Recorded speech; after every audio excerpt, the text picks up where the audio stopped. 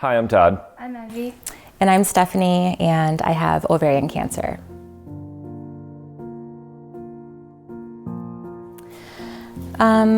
So it all started not too long ago in July, and it was a pretty hectic part of our life. We were getting ready we were moving out of our house. And the day after, I was in pretty severe abdominal pain and went to the ER, and I had a grapefruit-sized cyst that was wrapped around my fallopian tube, and had that removed. Pathology came back that it was benign.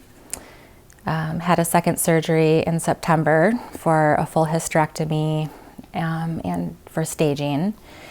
And that's where the oncologist recommended, because the tumor was so aggressive in grade 3, that chemo would be the best course of action.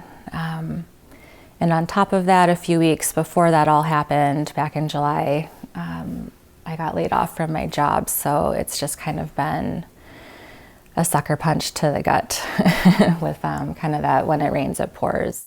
So currently, I'm in active treatment, and I'm doing carboplatin and like, how do you pronounce it? Paxlovid. And I'm doing kind of a normal rhythm of like every 3 weeks. So infusion and, lots of resting after that. And I've only done 1 round so far, so I have 5 more ahead of me. But just kind of going in that cycle to repeat that. So I cut my hair before just to kind of prepare, knowing I would lose my hair.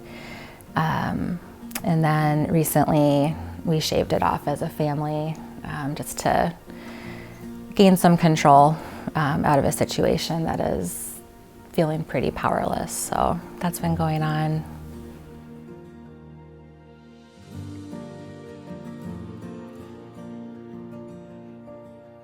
At the hospital, hearing that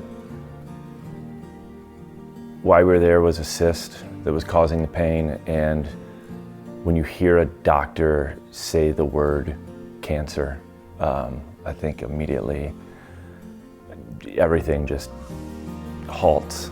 And then you think of the best situation that you can come across, and hopeful that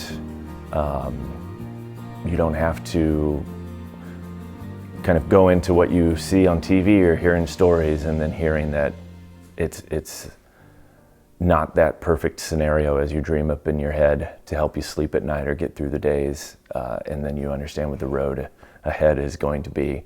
It's pretty, it's a secondary punch to the gut to once you hear of what needs to happen, and you start thinking of your family and your spouse and what the next few weeks, months, years are going to look like. I think another thing I was going to say too is that I'm a pretty introverted, homebody type person. And something that has really changed me or kind of like forced me outside of my comfort zone is, doing things like working with INDY and sharing our story, and joining support groups and just getting outside of my comfort zone. But I really learned how many people have maybe walked, this journey before me, and how supportive people are. So while it's been, a little nerve-wracking or scary, it's been really heartwarming and supportive. Yeah, with having, kids, I really pride myself on like taking care of my family, and I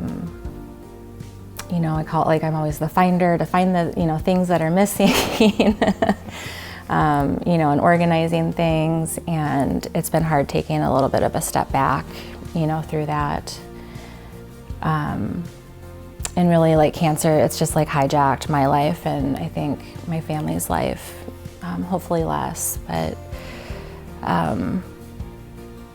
I look forward to, being able to work again, soon, and not having to think about this, every other minute.